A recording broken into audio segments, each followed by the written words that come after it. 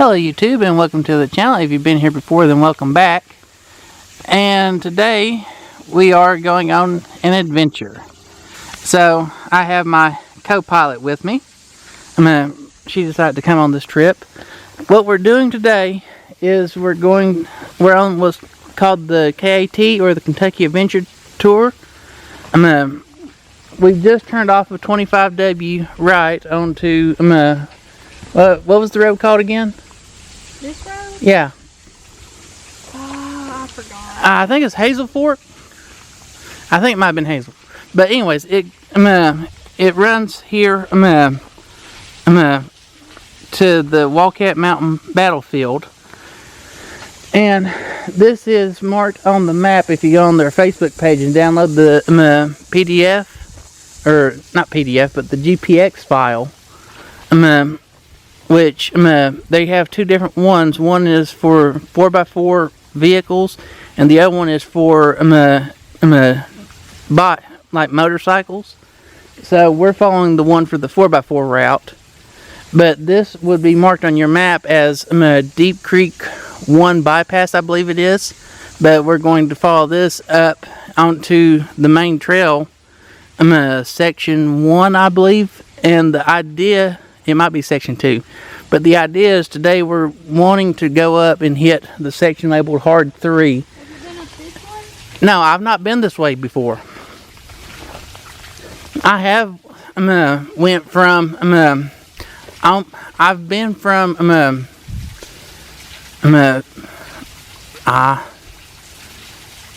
what's it called again? What, this road? No, up exit 40, or just south of Renfro Valley. What's it called? Not yeah, I've been from Livingston all the way down to the Cumberland Falls on the KAT. And it's mostly just gravel roads, little one-lane paved roads, a few creek crossings, but that section on the main 4x4 route is actually pretty easy. You know, you could realistically do it in, you know, a two-wheel drive pickup. If you watch you driving. So that's the main reason why I'm wanting to come and do Hard 3. It's something a little bit more of a challenge, possibly. We will see when we get there. So when we get done with our photo opportunity here at this little falls off the side of the road, we will load up and ease on down the road. Already loaded up. Okay, well, we'll check in later. Okay, so we're a little ways on up the road, and we've pulled over at a point of interest.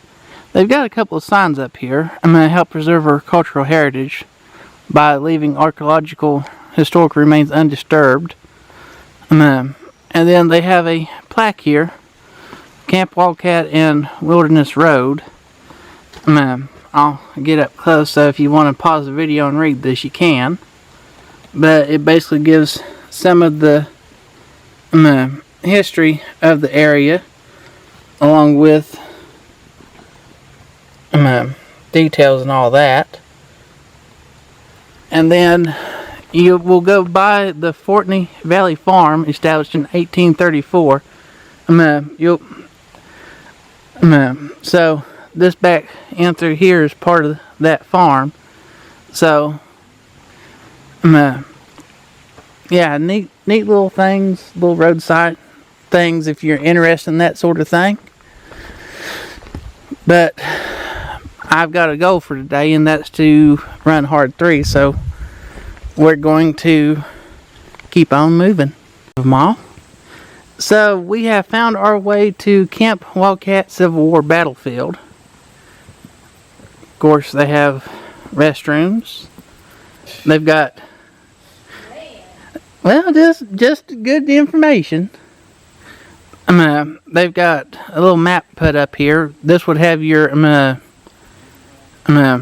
trail loops for riding here. This would be the start of your walking trails. They've got a nice little gazebo up here. And it's got a lot of informational plaques. Dedicate to James and Maxine Cass for their tireless efforts to preserve, protect, and interpret the Camp Wildcat Civil War battlefield.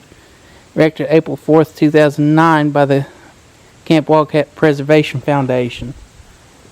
So, and then this is probably one of the more important Civil War things that had happened in this area. You know what you should do? What? To take pictures of each and then put them in your video. Well, that's what I'm going to do is get like a spot up, like get a good shot of it, so that way people can pause the video and read it if they'd like. So, Kentucky's first taste of Civil War. On October 21st, 1861, the stillness of this forest was broken by the sound of musket fire. These hills witnessed the first battle between Union and Confederate armies in Kentucky. So this would be the first battle in the state of Kentucky during the Civil War. So, like I said, I will get some on video here, these plaques, and if you are interested in any of this, I invite you to pause the video.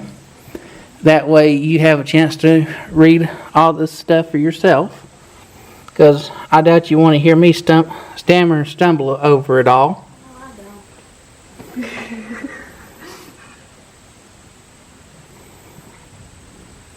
So, which there's quite a few of the plaques here.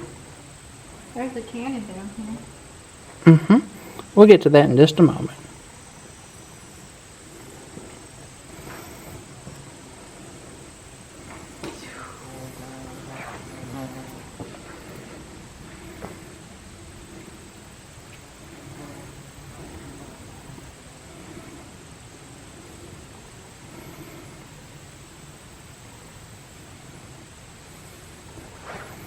Then this would be your map of the area and battlefield with your troops annotated.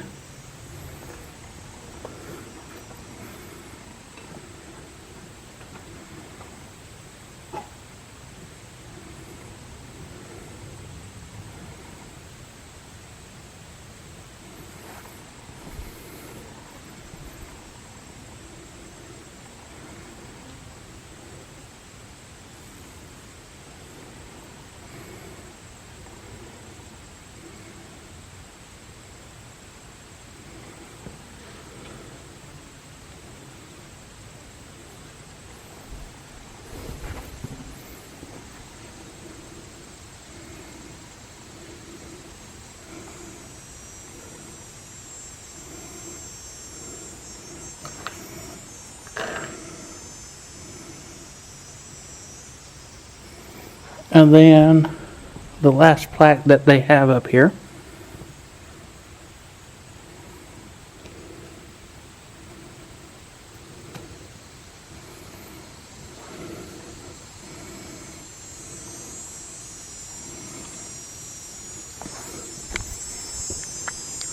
And then let's go down here and look at this. They've got a cannon.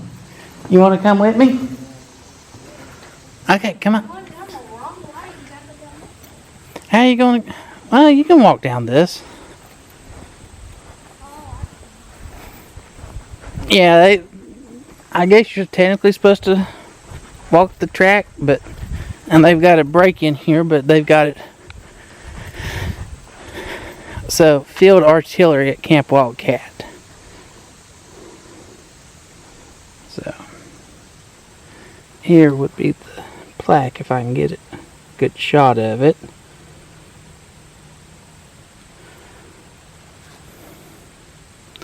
And then this here would be the cannon that they have set up. So, just a little bit of a story from me.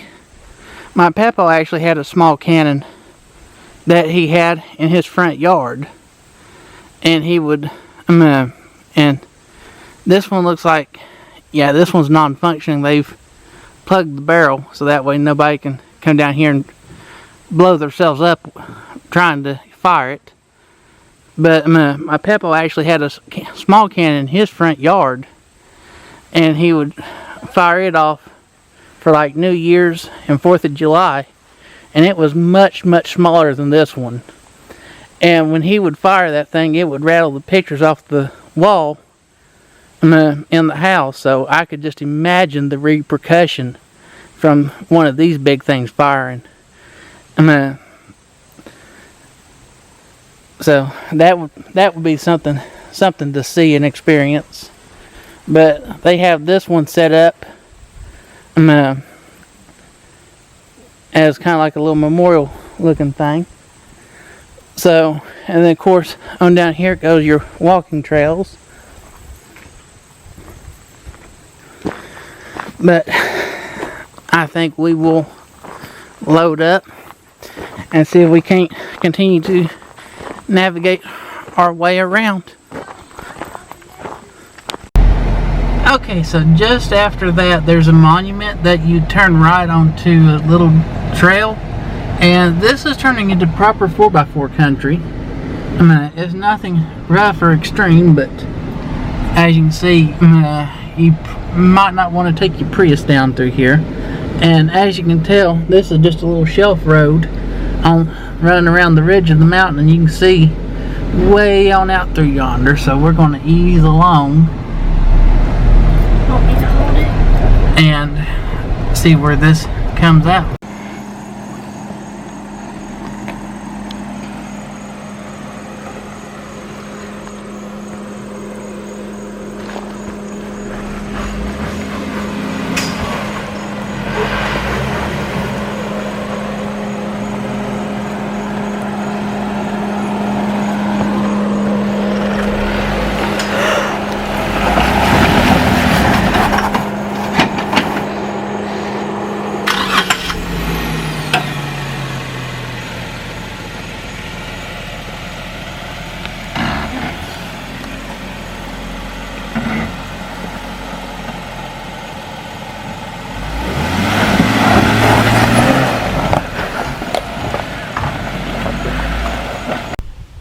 Okay, so we finally made it up here to the top of the hill, and they have clear cut all this back through here, and as you can see, we are right on top of the mountain, and you can see for miles and miles. So, and again, we may or may not make it to hard 3 today. It just depends. We'll have to see, but it has been worth the trip so far. Most of the trails been not too bad. We did hit through that one section that you saw where you have the sensible line and the let's have a little fun line, but so far it has been extremely enjoyable. Okay, so we finally made our way up and around, and we have finally hit hard 3. So this that you're looking at right now would be the Rock Castle River. Your main trail actually crosses over the river on an old bridge, but hard 3 cuts off just before the bridge and starts out as a pretty nice little gravel road. So we will see how far things deteriorate as we go along. That's pretty. But we'll see how things go as we go along, see how rough things actually get. Hard 3 is basically an optional loop off of your main trail, so we should loop back in. I think where we're going to get off is up in McKee, I think it is, if I remember correctly from the map. But what? Centipede. Oh. See that? Oh, I see it now. But we've stopped to stretch your legs for a few minutes. Just kind of get out and watch the river.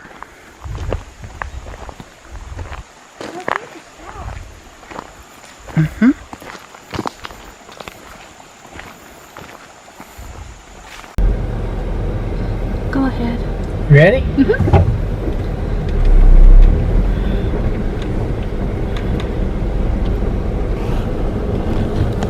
Whoops. You think this is really deep? It might be. Oh God, honey! No! Honey!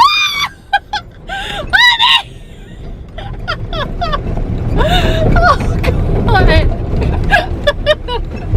That was so. So as you can tell by being here in my little studio room slash hobby room, we've got a little bit of a change of scenery.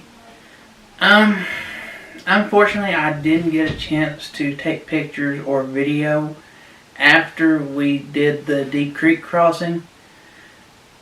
And that basically boils down to, as often comes out with projects like this, I get a little bit more ambitious than I realistically have time for.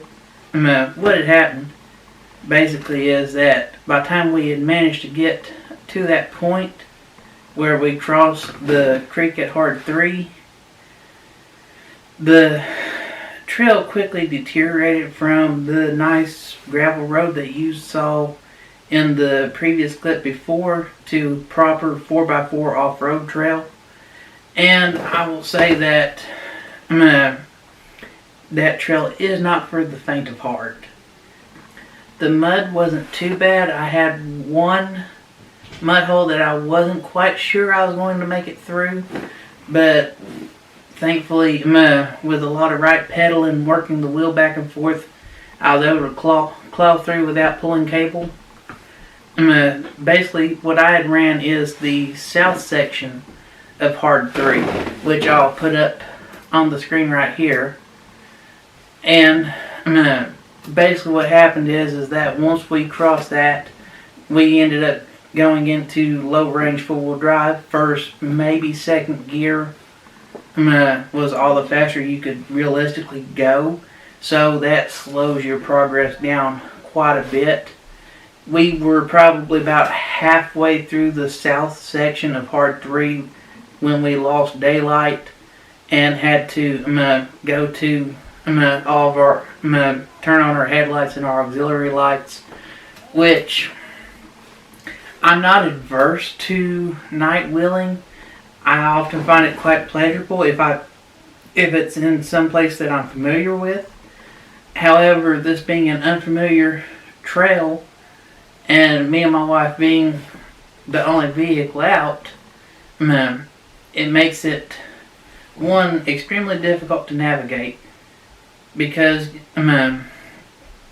even though your lights are illuminating forward and a little to the sides, it's really hard to take and try to pick a good path. Even though the main trail was pretty easy to follow. I mean, it's a well-established trail in that regard, but just trying to pick a good path becomes infinitely more difficult after dark. But my main thing with it is that where the trail basically runs parallel with the Rockcastle River, and there were two main places that I'll be honest with you, it honestly scared me. The first one, the trail had washed out into the river, and it was wide enough to get the Jeep through, but you were leaned a little bit, not too bad, but you're leaned and you're having to try to hug the bank on this right side. And so, of course, it's washed out. There's always the possibility that with the weight of a vehicle, it might go on and break off further. So that's always a little sketchy. And then, but luckily, we done that in the daylight. But we had got most of the way, we had got most of the way through the south section of Hard 3 when we ran across a spot where the trail was just completely washed out. I mean, there was no way going through it as far as I could tell.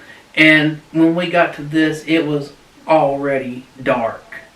So, from the best I could tell, the the washout was deeper than the Jeep is tall, and it was all the ways across the trail. So there was a cut around that cut to the right, and it went up the mountain, turned, and then came back down the mountain. Well, that wasn't so bad. It felt awful because it was off. You were off camber, and with it being a little bit wet, it wasn't terrible. But I did, you did slide. If you didn't stay on the throttle, you would slide a little bit. But I got up to the top, and it being in the dark, I couldn't hardly see where it turned down and went back down to the trail. I parked the Jeep in the safest location I could. I got out with a flashlight and I walked it. And coming down that side, coming back down to the trail, that was super, super sketchy. Because coming down is fine, but when you get down, there's a spot where the bank is dug out, where people have literally took and went through the trail and then on down the bank, almost straight down, down to the bottom where it flattens back out again. And I did not want to do that because like I said, it was almost straight down. So as I was coming downhill to trying to turn onto the flat, well, you're trying to come out as far as you can with the front and turn all the ways over without going over the bank. Well, at the same time, your back is still up on the mountain as you're turning, and so it takes, and you go from being like this to being like this, and that just felt absolutely awful. And here's the thing that really scared me about the whole thing, is that if you got it wrong and you rolled, you were not only rolling over the bank, but there was a very real possibility that you would roll over the bank and on into the river. So that was super, super sketchy. I don't know how, but I managed to make it. So after we got out of that, it honestly wasn't too bad. As far as the main sections of the trail, you have some pretty big mud holes that you have to either try to work around or go through. That doesn't bother me too bad. You've got some, the trail's kind of rocky in places. There's a few off-camber places, nothing too awful bad. It's just those washouts that really had me sketched out. Going back to my comment earlier in the video, your main sections of the trail are usually not hard. The hardest that I've seen that they get is usually probably intermediate level, but it's usually easy to intermediate. The hard sections are no joke. I learned to wheel with four-wheelers, quads, if that's what you know them as. Truthfully, it probably didn't look as bad outside the Jeep as it felt inside, but that was super sketchy.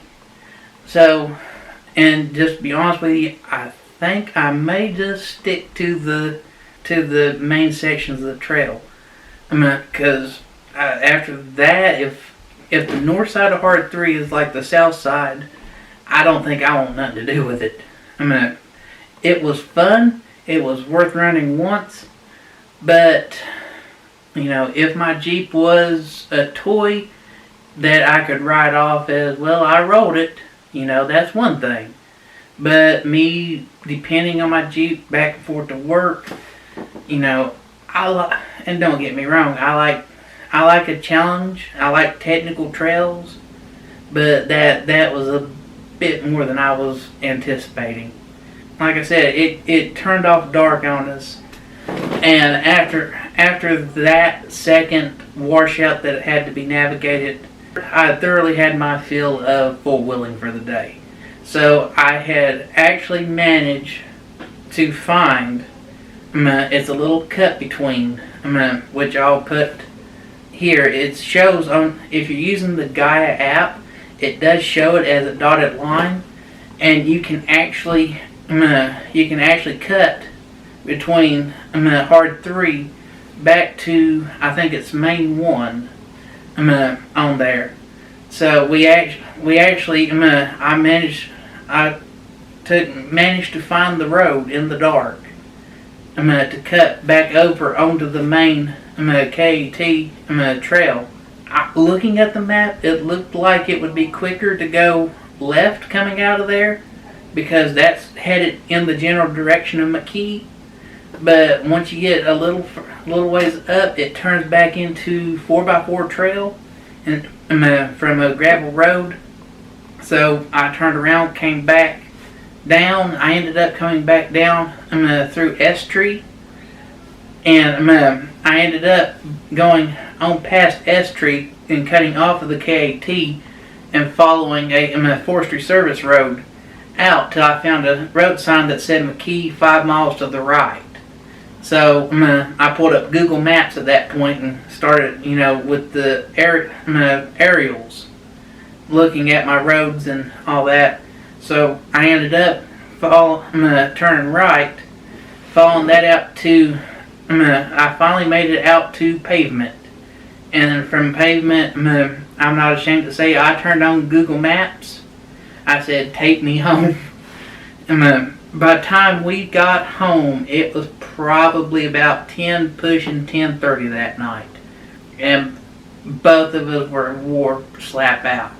So like I said, I didn't get any footage, but that's my personal antidote. But that's my story on Hard 3, is that unless you have a purpose-built, this is for off-road, you don't mind if you flip it, I would not attempt. Just go ahead, stick to the main trail, and enjoy the scenery. Like I said, if you are willing to put your rig at risk and yourself at risk like that, don't go alone. Have at least one more vehicle, and give yourself plenty of time. Start early. The thing that really hurts me is me being on night shift. It's really hard for me to go out and try new trails and explore, because with my sleep schedule that I have to keep, by the time I get up and I get going, half the day's gone, unfortunately. So that's my story on it. So I want to thank everyone for watching, and if you enjoyed the video, want to see more like it, I invite you to subscribe.